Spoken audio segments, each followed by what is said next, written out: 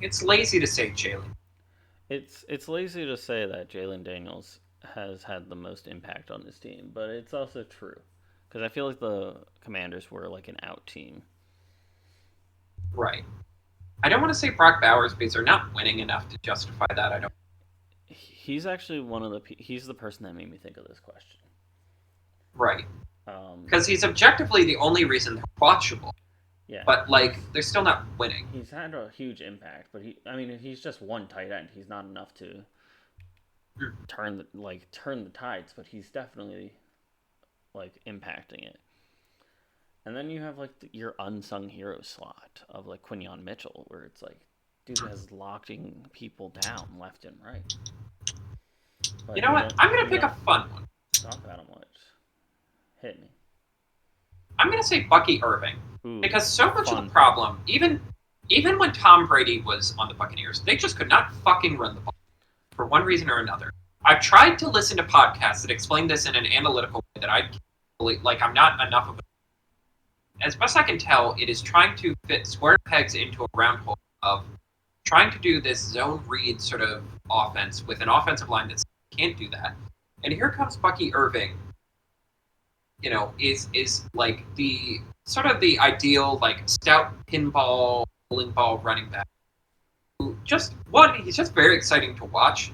Like he is one of those guys who just turns like 2 yards into 6 yards, 6 yards into 20 yards. He usually has like one. He's due for like 150-yard run a game, and also passing.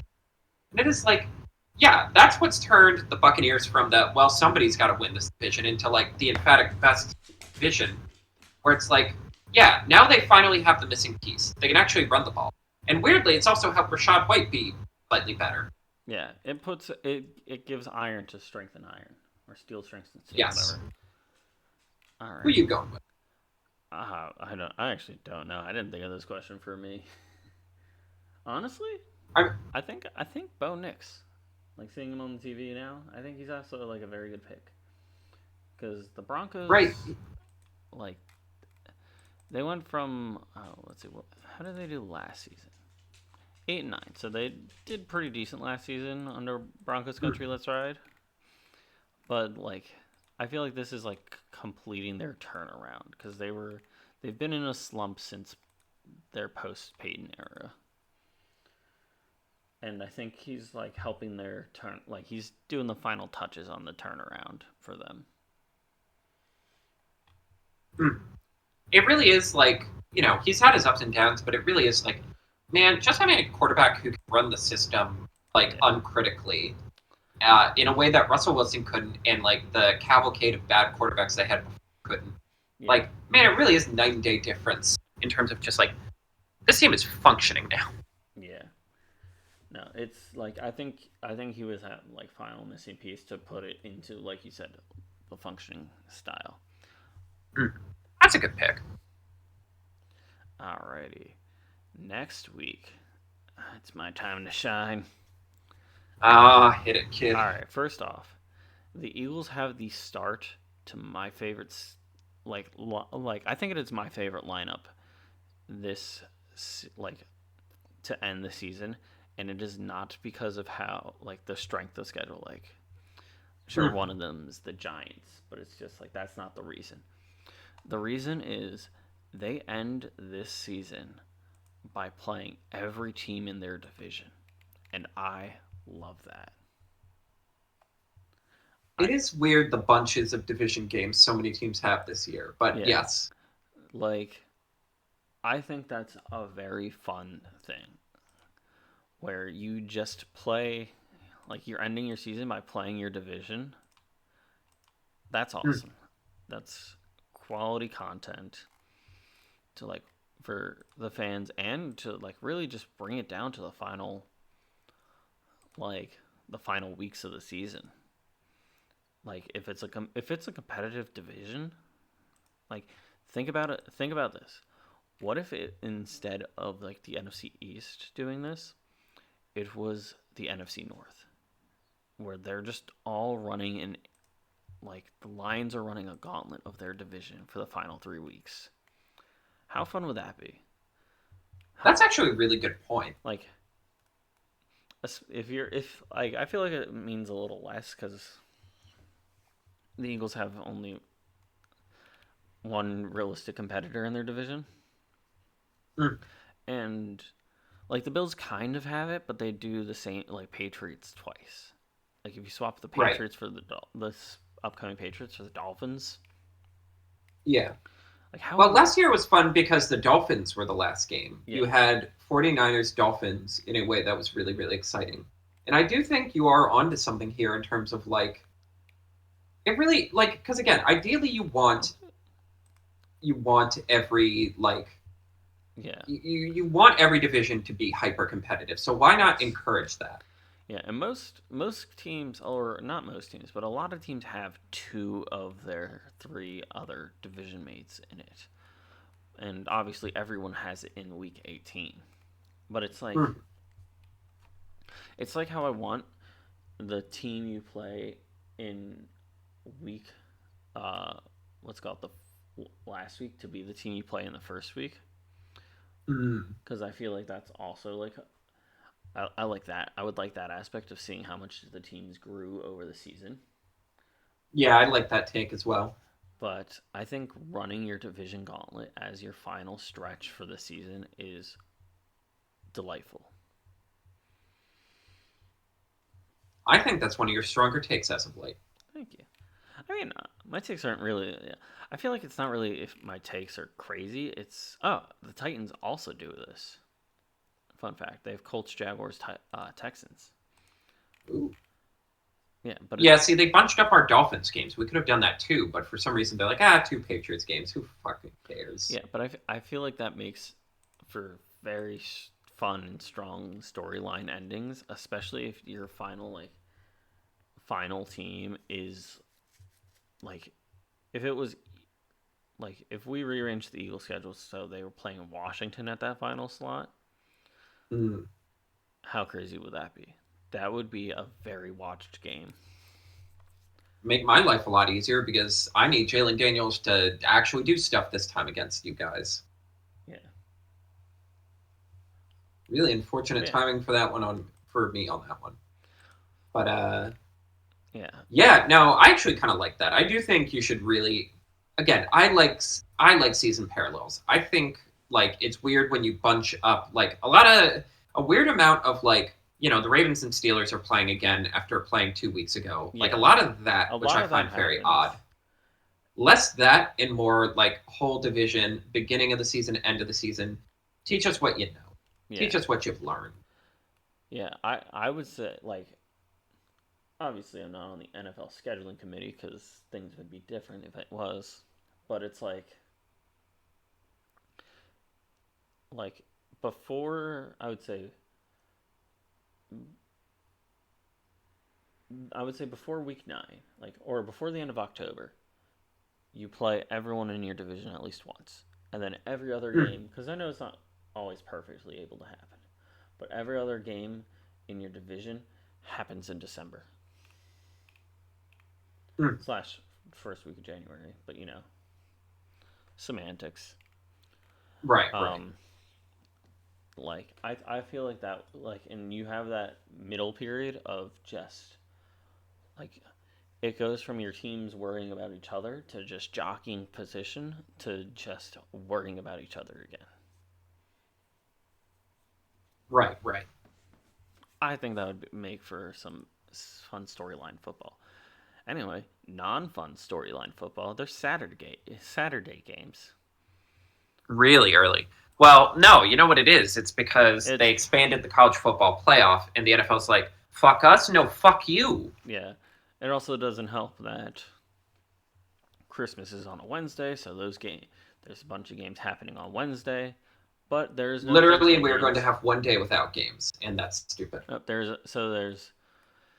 all right. So for this like upcoming week, we have we have a game tonight. So we have a game on 12/9 or 12/19, and then we have a game Mhm. day off from NFL. Then we have games on the 21st, 22nd, and 23rd.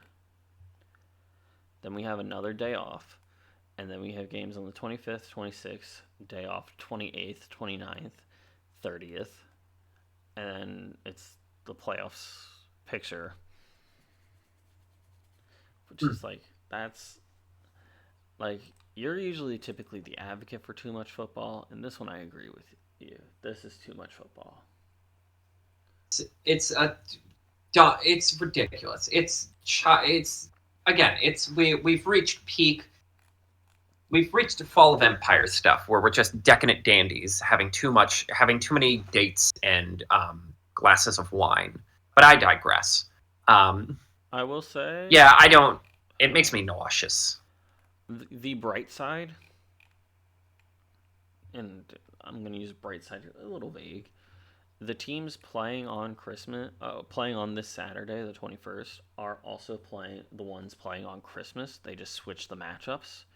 So, and it's 4 possibly very fun teams: Steelers, Ravens, Chiefs, and Texans. So, it's not like, at least when they derived this, it's not like they're just like, it's not the Green Bay Packers versus Miami Dolphins, like, what the fuck is going on here? They at least put in teams that will enjoy, like, it'll be enjoyable to watch in these weird time slots. Like, you're not getting like the doubleheader or like the 2 Monday night games where it's Bears, Vikings, and Falcons, Raiders, where it's just like, what the fuck? Why bother? So, right. At least the due diligence of content is there. I guess. It's still too much football. Won't deny that, but it's teams worth watching. Speaking of which, our big games for the week. Yep, we got Pittsburgh versus Baltimore. To basically decide the division. Yeah, it's going to decide who gets the division and who gets that wild card spot. And yeah, that's pretty much how it's going to go. Pittsburgh or Philadelphia and Washington won't decide that, but it may make break Washington's playoff aspirations, as well as deciding whether or not the Eagles, like, there is some blood in the water for the Eagles. They have a reason to get the number 1 seed against all odds, really. Yep, these are pretty much the reasons why I picked these 2 games, like this game especially, because it's like the Eagles, I doubt they will crush Washington's hopes and dreams, but it's like for the playoffs. But with a win, if they win, but if they lose, it squashes more of their number 1 seed opportunities. And odds of them having the division still very strong, but it's still not confirmed yet. And depending on how things go with like the NFC West and stuff, and the NFC North, because I think there is 4 teams strongly fighting for the final like 2 spots. So like you have the winner of the NFC South, the winner of the NFC West, they're both really up in the air. And then you have the winner of the NFC North and the winner of the NFC East, and they each have at least 1 team that is a strong competitor for a wild card spot. And then you have, in the NFC North case, 1 confirmed. Then you have the Packers, who are having a phenomenal season, where they're beating. If they were in 2 of the 3 other divisions, they would already have it, and that's just in the NFC. You have the loser of the NFC South battle probably won't be a competitor, but you have the Commanders, who aren't confirmed and are competitively in there, and then the Rams, Seahawks, and Cardinals all could have weird competitive energy going to this end. So a lot of options, a lot of opportunities. Yes. Our don't sleep on games of the week. You have. Yes, I chose Minnesota versus Seattle. This is Yes, that's a fun one. it's a fun one. It's like Minnesota's firing on all cylinders. Seattle, depending the status of Geno, it could be firing on all cylinders. It could be a hot mess.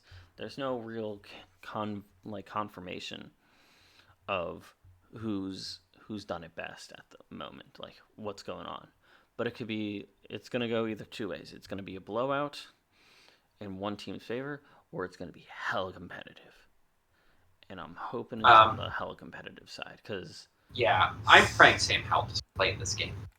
Yeah, because the Seahawks are playing for like I said, I've been saying for the last few weeks. There's no confirmation in the NFC West. Seahawks are playing for, if not a wild card spot, the division spot.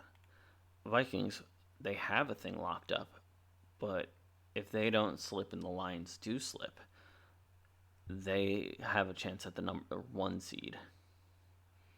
Oh, yeah, you're right. They still got a shot here. Yeah, Lions and Vikings are both 12-2 teams. Oh, my God, they might actually be off. And they play each other last week, so spoiler alert for like 2 weeks from now. If this continues, your boy's going to, when I make the schedule for week 18, I'm going to be putting that at the Sunday Night Football time slot. Oh, yeah. Unless if God, yeah, that's happens. Sunday night. Oh, yeah, that has to be Sunday night. No, that I would already start penciling that in. Yeah. But yeah. Especially, if Sam Howell plays, Brian Flores is that poor kid in a point. Yeah. You have I would say, a more interesting matchup than this. San Francisco, Miami. So, 2 teams where the season hasn't quite gone the way they wanted to go. Not the slightest for both teams. And it really is it might be the end of an era for teams, because a lot of talk after last week's kind of debate has come down on Mike McDaniel maybe just not being the guy. Maybe he's a good offensive schemer, but maybe he's not the guy who can build a winning culture. The team was built in his image, and it's just not good enough for against high-level competition or in the winter.